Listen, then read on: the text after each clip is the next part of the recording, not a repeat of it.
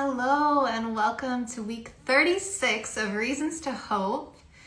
We've been writing the Book of Hope together for 36 weeks and yesterday was Labor Day. So being Labor Day, I thought it would be a good time to consider all the hard work we've been doing together. It is no small feat to look for reasons to hope and to find gratitude in times like these, so unpredictable and uncertain.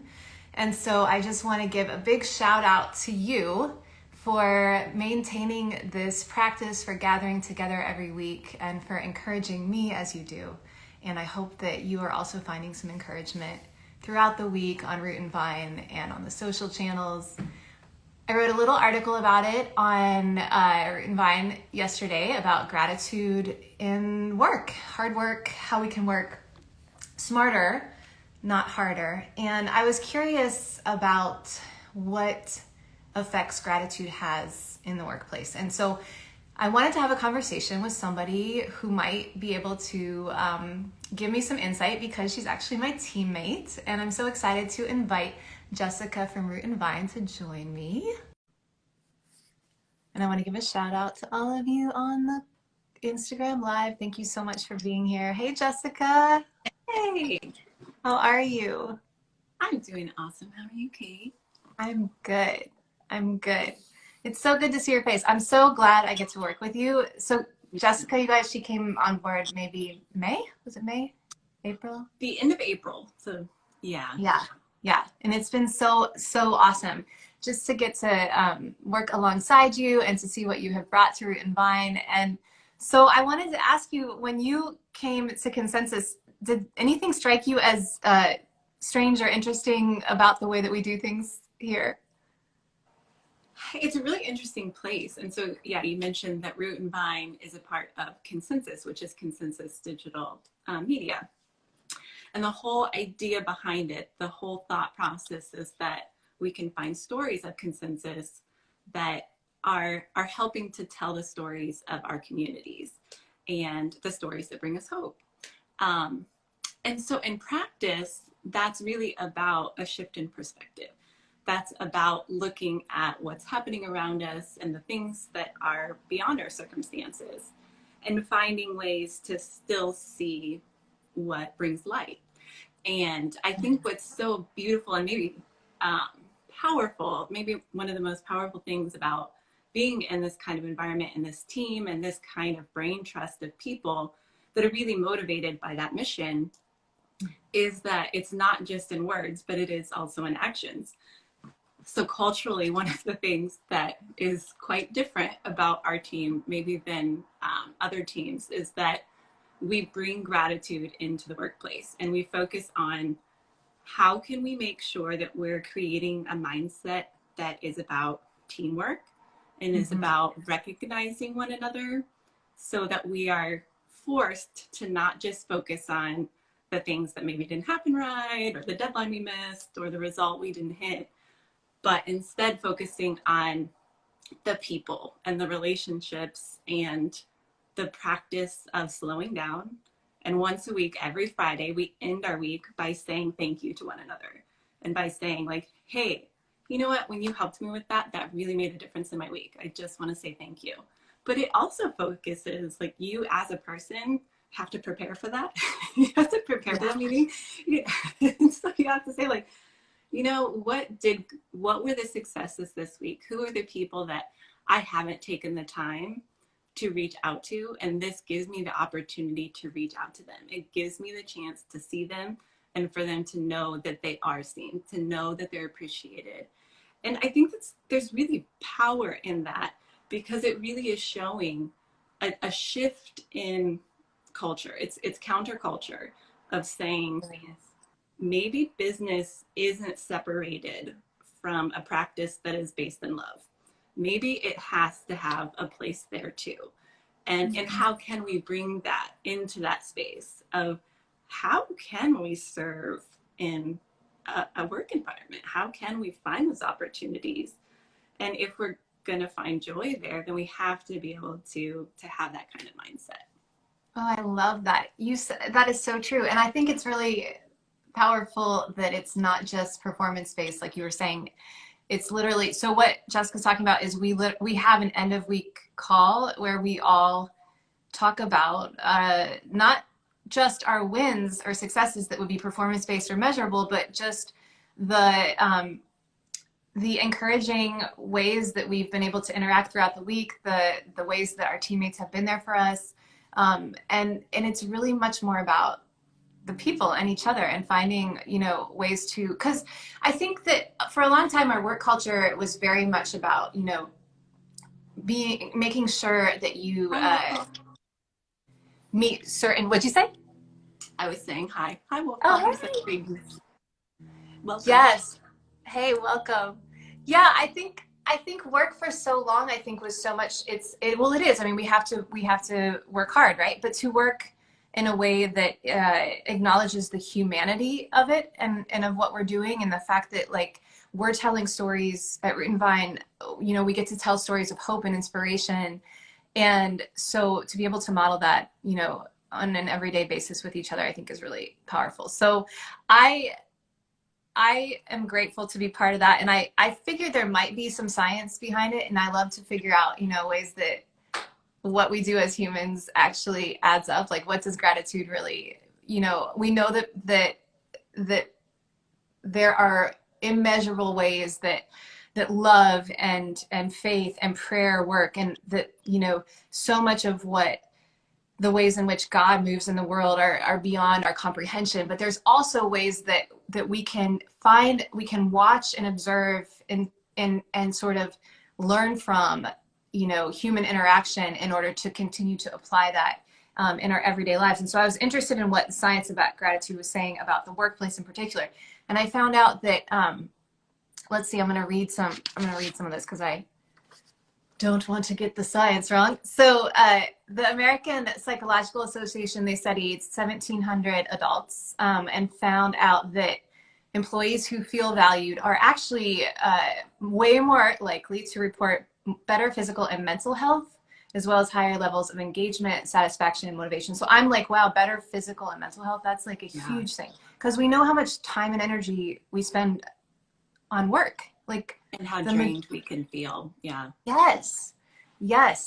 And so they also measured for employees, 93% of employees who reported feeling valued said they are motivated to do their best at work, which makes sense to me. I know when I get, a word of affirmation or hey, I saw that was really good. Like, it goes so far.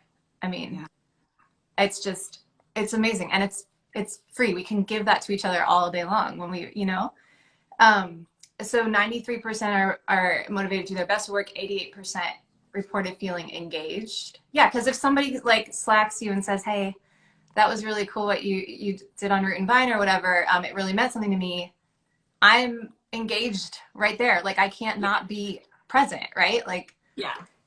And then there's this crazy thing where you are actually, this guy, Eric Mosley, he is the head of this company called Work Human, which is really awesome. You should check that out if you are interested in the human-centered aspect of work. He does a ton of research on this. So there's this thing that he measures called the thank you moment, and that's kind of what we do every Friday at Consensus.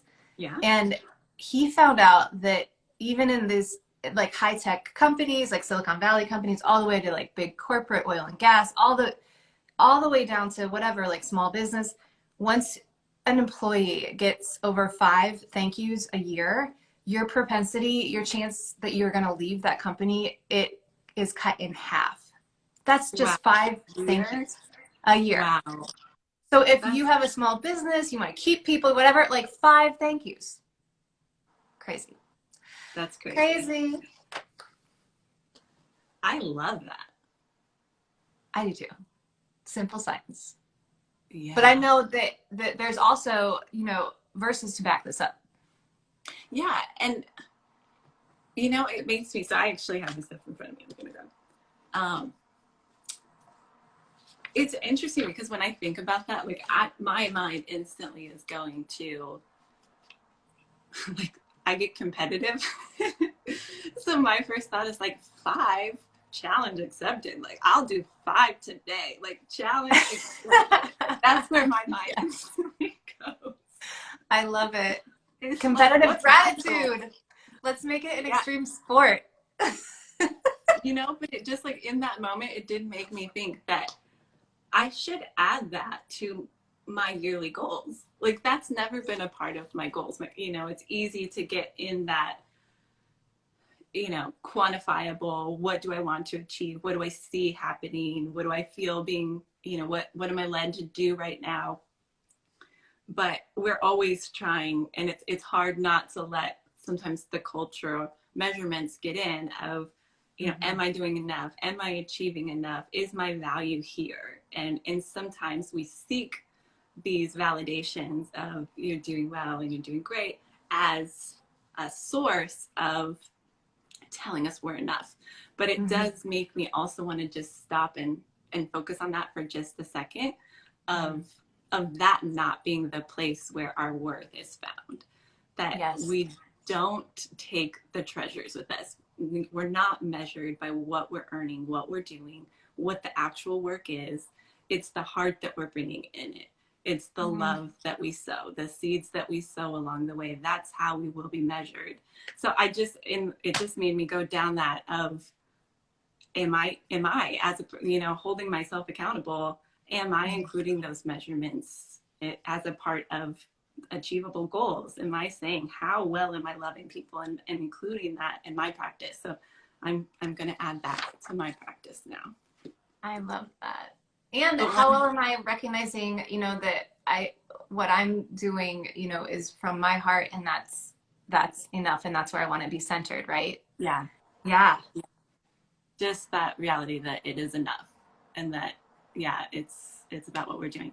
So one of the verses that came up that I have in front of me to read here is Colossians 3:23-24. I love this. It's the Apostle Paul, and he says, whatever you do, work heartily as for the Lord and not for men, knowing that for the Lord you will receive the inheritance as your reward.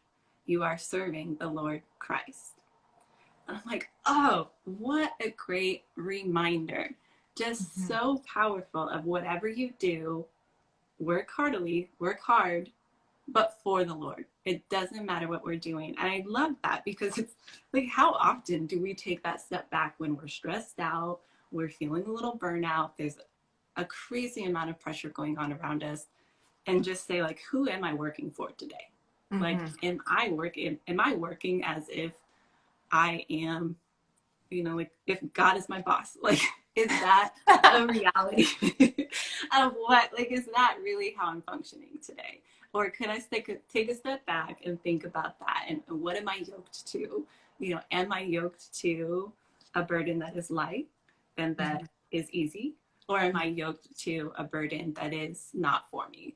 You know, and it's always good to think about that, to go back to verses and to say, what does it say about work, and why we're supposed to work, and why we have motivation, and why we have stamina, you know. And it's not meant to drain us in a spiritual way. It's meant to serve us and use our unique design, our unique gifts to put love towards those that are given in our path. And that can include our coworkers. And, you know, what can we do to serve them?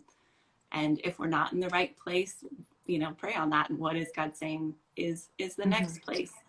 But to also have that moment too, where you remember, like, where you're at is, it was an answered prayer at one point. You know, you probably were at that, what's my next thing? What's the job? What's the place? What's going to provide for me, provide for my family? You receive that. And then sometimes the world gets so heavy that it can be hard to remember that that was an answered prayer. And so that's always a good thing to come back to too. That's so true. I love that verse. I think of it all the time. The Lord will perfect that which concerns me. Thy mercy, O Lord, endures forever. Forsake not the work of thine hands. And I love that, because I feel like for me, a lot of times, like what you're saying, we get fixated on a certain performance or outcome or experience at work. And maybe it's not always what we expected or thought, or we're not doing as well as we thought we would, or we're not getting the recognition we think we deserve or whatever it might be, Sure. you know, thinking that there's this greater, that, yeah, you're actually working for God. Like, that's like the cool. I love this Jessica's boss is God thing. I'm going to totally start running with that. But, but I mean, like, that's just, it's so much bigger. And then I think the psalmist goes on to say just a simple, like, establish the work of our hands for us, establish the work of our hands. Like, it's almost Mm-hmm. like it's out of my hands as long as I Yeah, show up for it and bring, the heart and the willingness. I That's it. love that. Yeah. This Yeah. is so fun to be able I to do know. this together. And anyone that sees this, if you have a colleague or a teammate or even a gratitude practice in your job that you would love to share, we would love to hear those this week. So if you want to, you can use our hashtag Reasons to Hope. And feel free in the comments as well if you have a coworker you want to thank today, like a Friday practice, and tag them and say thank you for the impact that they have in your job or even just in your world as a friend. It makes such a big difference. Well, I'm thankful for you, Jessica. I am so thankful for you, Kate. And thank you, everyone, for joining us. And we will see you next week at 3 o'clock on Monday, 3 o'clock Eastern.